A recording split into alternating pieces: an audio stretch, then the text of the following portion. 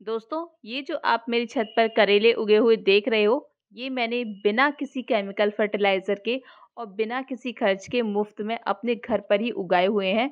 और इनको उगाने के लिए मैंने कोई भी बीजों को खरीदा नहीं है मार्केट से और ना ही कोई केमिकल फर्टिलाइज़र इसमें यूज़ किया है। और ये जो घर पर जो हमारे जो करेले की सब्जियाँ आती हैं, ये मैंने जो बीज जो है उसी सब्जियों से निकाले हुए हैं।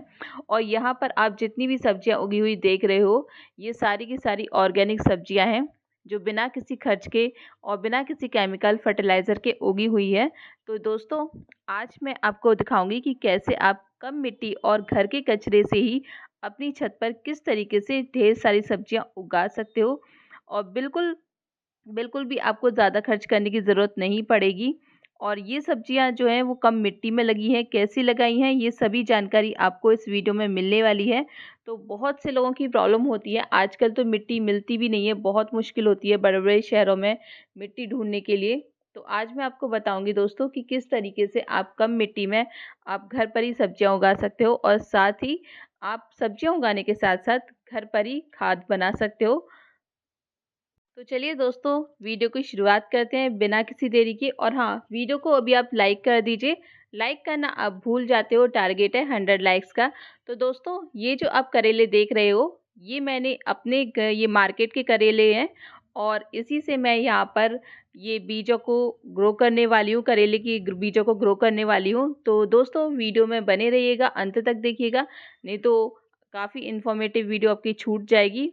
और आपको दोस्तों, ये करेले लगाने के से पहले आपको देखिए मिट्टी को तैयार करना होता है। मिट्टी को तैयार हम क्यों करते हैं, वो इसलिए करते हैं क्योंकि जो पुरानी मिट्टी होती है उसमें बहुत ज़्यादा कीड़े मकोड़े होते हैं। जैसे कि हम कोई प्लांट लगाते हैं तो उसमें हमारी बीमारियां भी लगती हैं और वो बीमारियां जो है वो मिट्टी में भी लग जाती हैं। तो हमें सबसे पहले एक दिन मिट्टी को अच्छे से सुखाना है। और सुखाने के बाद आपको मिट्टी कैसे तैयार करना है वो मैं यहाँ पर आपको दिखा रही हूँ। मिट्टी को तैयार करने के लिए आप यहाँ पर 1 चम्मच जो है, 1 से 2 चम्मच आप एप्सम सॉल्ट ले सकते हो। फिर उसके बाद आप उसमें चाय की पत्ती डाल सकते हो और साथ ही इसमें पोटाश डाल सकते हो। और इसके बाद आप साफ फंजीसाइड का यूज़ कर सकते हो ताकि मिट्टी में कोई भी इन्फेक्शन होगा वो इससे दूर हो जाएगा और हमारी मिट्टी जो है एकदम हेल्दी बनी रहेगी। तो ये जो मिट्टी मैं आपको दिखा रही हूँ, ये मिट्टी आपको बहुत ही अच्छे से तैयार करनी है घर पर ही। और ये इतनी पावरफुल मिट्टी आप घर पर आसानी से तैयार कर सकते हो। बस कुछ आपको करने की ज़्यादा ज़रूरत है नहीं। आपको घर की बस चाय की पत्ती लेनी है, कुछ जो लीफ कंपोस्ट जो हम बनाते हैं, जो हमारे गार्डनिंग में जो पत्तियाँ जो गिरती रहती हैं, आप उनको यूज़ कर सकते हो। तो यहाँ पर मैंने ये सारी चीज़ें यूज़ की हैं। पोटाश ज़्यादा महंगा नहीं आता, पोटाश आपको ज़रूर यूज़ करना है। या फिर आप पोटाश यूज़ नहीं कर सकते हो तो आप जो लकड़ी की राख आती है, कोयले की राख आती है, आप उसको यूज़ कर सकते हो। वो एक बहुत अच्छा पोटाश का काम करती है और साथ ही वो फंजीसाइड और पेस्टिसाइड की तरह भी काम करती है। तो इस तरीके से जब हम मिट्टी को बनाएंगे, इतनी पावरफुल जब हमारी मिट्टी होगी, तो हमारा जो प्लांट है और जो सब्जियां जो इसमें उगेंगी तो वो बहुत ही ज़्यादा हेल्दी उगेंगी और साथ ही वो काफ़ी ज़्यादा बड़ी बड़ी भी होंगी और उनका साइज़ भी आपको काफ़ी अच्छा देखने को मिलेगा। तो इसके बाद ये सब मिलाने के बाद मैंने यहाँ पर 1 से 2 मुट्ठी के करीब राख भी मिलाया हुआ है। राख से जितने भी इसमें मिट्टी में जितने भी कीड़े कीड़े वगैरह होंगे या फंगस लगी होगी वो सब कुछ दूर हो जाएगी। तो इस तरीके से आपको मिट्टी तैयार करना है, बहुत अच्छे अच्छे तरीके से आपको मिट्टी तैयार करनी है। तो यहाँ पर दोस्तों मैंने मिट्टी तैयार कर ली है और अब बारी आती है सबसे इम्पॉर्टेंट चीज़ की कि आपको ये इतना बड़ा सा ग्रो बैग कैसे भरना है। तो आपके जो गार्डन में जितने भी कूड़ा निकलता है, मेरे गार्डन में तो बहुत सारा कूड़ा निकलता है एक एक हफ्ते का। तो आपके गार्डन में जितना भी ये कूड़ा निकलता है, पत्तियां जो होती हैं, वेस्ट मटेरियल, या फिर आप किचन वेस्ट भी यूज़ कर सकते हो। लेकिन हाँ, किचन वेस्ट जो आपको यूज़ करना है, जो छिलके वगैरह, वो आपको पतले पतले यूज़ करने हैं और पतले पतले छिलकों को आपको करीब 1 से 2 दिन तक पूरी धूप में सुखा लेना है, तभी आप उसको यूज़ कीजिएगा। यहाँ पर मैं ये अपने गार्डन की जो सूखी पत्तियां हैं उनको ले रही हूँ और इससे हमारी बहुत अच्छी लीफ कंपोस्ट बनकर तैयार हो जाएगी। और ये कंपोस्ट बिल्कुल फ्री में तैयार होगी और साथ ही साथ हमें अपनी मिट्टी में सब्जी उगाने के लिए जो केमिकल फर्टिलाइज़र लोग यूज़ करते हैं उसे भी यूज़ करने की ज़रूरत नहीं पड़ेगी। और साथ ही इसमें ना ही कोई वर्मी कंपोस्ट यूज़ करने की ज़रूरत पड़ेगी आपको, और ना ही कोई गोबर की खाद यूज़ करनी पड़ेगी। तो देखा दोस्तों, सस्ते में ही आपकी सब्जियां उग जाएंगी। तो यहाँ पर ये मैंने जितनी भी पत्तियाँ ली हैं, इससे पत्तियों की खाद दोस्तों बहुत ज़्यादा अच्छी मानी जाती है पेड़ पौधों के लिए। हम जो सब्जियाँ वगैरह उगाते हैं, फल वगैरह उगाते हैं, तो उसके लिए पत्तियों की खाद सबसे बेस्ट मानी जाती है। तो आप आपके गार्डन में जितनी भी पत्तियाँ वगैरह जो निकलते हैं, सूखी पत्तियाँ निकलते हैं, आप वो उसको ग्रो बैग को भरने के लिए यूज़ कर सकते हो। तो 1/4 या फिर आधा कम से कम ग्रो बैग आप इन्हीं पत्तियों और छिलकों से भर सकते हो। तो यहाँ पर ये मैंने ये पत्तियों से आधा 1/4 करीब भर लिया है ग्रो बैग। इसके बाद मैं इसमें ये कार्डबोर्ड डालूँगी। तो कार्डबोर्ड कार्बन का बहुत अच्छा सोर्स होता है। आपके यहाँ बहुत सारा कार्डबोर्ड जो पड़ा होगा इसमें, या फिर आप न्यूज़पेपर भी डाल सकते हो। जितने भी जो खाली जो पेपर वगैरह पड़े होते हैं, कार्डबोर्ड जो पड़े होते हैं, उनको आप यूज़ कर सकते हो इसमें। तो ये कार्बन का बहुत अच्छा सोर्स होता है, और इससे हमारी जो मिट्टी होगी वो हेल्दी भी रहेगी, और साथ ही साथ उसका ड्रेनेज सिस्टम भी अच्छा बना रहेगा। तो ये आप यूज़ कर सकते हो। इसके साथ ही दोस्तों आपको ध्यान रखना है कि आप ये जो जितना भी कूड़ा ले रहे हो, उसमें कोई भी मोटा कूड़ा नहीं होना चाहिए, कोई भी डंडी नहीं होनी चाहिए, या फिर कोई भी प्लास्टिक का कचरा नहीं होना चाहिए, नहीं तो ये हमारी मिट्टी को ख़राब भी कर सकता है। तो ये जो कार्डबोर्ड आते हैं, इसमें जो पॉलीथीन वगैरह जो रैप होती है, तो आप उस पॉलीथीन को निकाल सकते हो, ताकि हमारी जो मिट्टी है वो ख़राब ना हो। तो आपको ये चीज़ ध्यान रखनी है। और साथ ही साथ इसमें आपको एक और चीज़ मिलानी है, ताकि ये अच्छे से जो है वो डिकम्पोज़ भी होती रहे। तो यहाँ पर मैं इसे डिकम्पोज़ करने के लिए आप डिकम्पोज़र भी खरीद सकते हो, मार्केट्स में काफ़ी मिल जाएँगे। या फिर आप गुड़ का पानी ले सकते हो और छाछ भी ले सकते हो। और उससे पहले मैं यहाँ पर ये मैंने जो लीफ कंपोस्ट बनाई थी, इसको भी मैं इसमें डाल रही हूँ। तो इसमें भी जितने भी जो कीड़े मकोड़े होंगे इसमें, तो इसको डिकम्पोज अच्छे से कर देंगे। या फिर इसमें आप वर्मी कंपोस्ट की एक लेयर डाल सकते हो। वर्मी कंपोस्ट में भी जितने जो केंचुए वगैरह होंगे वो भी इसको अच्छे से डिकम्पोज कर देंगे।